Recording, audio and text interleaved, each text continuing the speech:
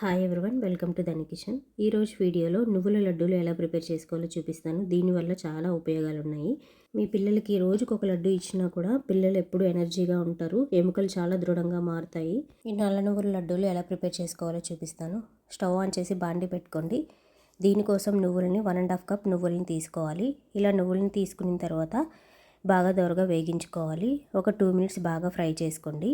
2 minutes తర్వాత ఇవి చిటపటాని sound వస్తాయి. కొద్దిగా నువ్వులని తీసుకొని ఒకసారి ఇలా టేస్ట్ చేసుకొని ఇవి బాగా ఫ్రై అయిన తర్వాత స్టవ్ ఆఫ్ చేసేసుకోండి.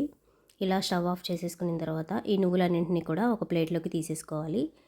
ఇప్పుడు అదే బాండీలోకి కొద్దిగా నెయ్యి అనేది వేసుకోండి. నెయ్యి కొద్దిగా హీట్ అయిన తర్వాత బాదం పప్పులను వేసుకొని బాగా ఫ్రై చేసుకోండి. ఇది కొద్దిగా ఫ్రై అయిన తర్వాత జీడిపప్పులను కూడా వేసుకొని బాగా ఫ్రై చేసుకోవాలి. ఈ రెండు కూడా బాగా ఫ్రై అయిన తర్వాత ఇప్పుడు వేరొక బౌల్లోకి జీడిపప్పు బాదం పప్పు తీసుకొని ఇవి పక్కన పెట్టేసుకోండి. ఇప్పుడు ఇదే బాండీలోకి ఎండు కొబ్బరిని కూడా వేసుకొని ఇలా కట్ చేసుకొని వేసుకొని బాగా ఫ్రై చేసుకోండి. ఎండు కొబ్బరి బాగా ఫ్రై అయిన తర్వాత ఒక గిన్నెలోకి ఇది కూడా తీసుకొని పక్కన పెట్టేసుకోండి. ఇప్పుడు మూడింటిని బాగా ఫ్రై చేసుకున్నాం కదా, ఇవి చల్లారేంత వరకు పక్కన పెట్టుకోవాలి. ఇవి బాగా చల్లారిన తర్వాత ముందుగా జీడిపప్పు బాదం పప్పుని మిక్సీ జార్లో వేసుకొని మరీ మెత్తగా కాకుండా పలుకులుగా ఇలా మిక్సీ పట్టుకోండి. ఇప్పుడు ఈ బాదం పప్పు జీడిపప్పు మొత్తం కూడా మనం ఒక ప్లేట్లోకి తీసుకొని వేసేసుకోవాలి. ఒక చిన్న బౌల్లోకి వేసేసుకుంటున్నాను. ఇది పక్కన పెట్టేసుకోండి. ఇప్పుడు వేయించుకున్న ఎండు కొబ్బరిని కూడా మిక్సీ జార్లో వేసుకొని మిక్సీ పట్టుకోండి. ఇలా బరకగా మిక్సీ పట్టుకున్న తర్వాత వేయించి పెట్టుకున్న నల్ల నువ్వులను కూడా ఇందులోకి వేసేసుకొని బాగా మెత్తగా మిక్సీ పట్టుకోండి.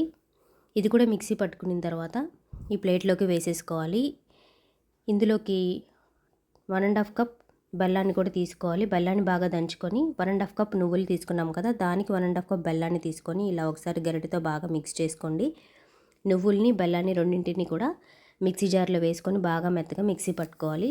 మొత్తం ఒకేసారి వేసేయకుండా కొద్దిగా వేసుకోండి. నేను చూపిస్తున్నట్లు ఇలా ఒక 3 గంటలు అలా వేసేసుకొని మిక్సీ పట్టుకోండి.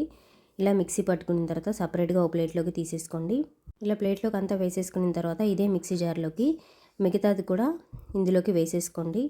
ఇలా వేసుకున్న తర్వాత మిక్సీ జార్లోకి కొద్దిగా యాలకలను కూడా వేసేసుకొని ఇదంతా కలిపి కూడా మిక్సీ పట్టుకోండి.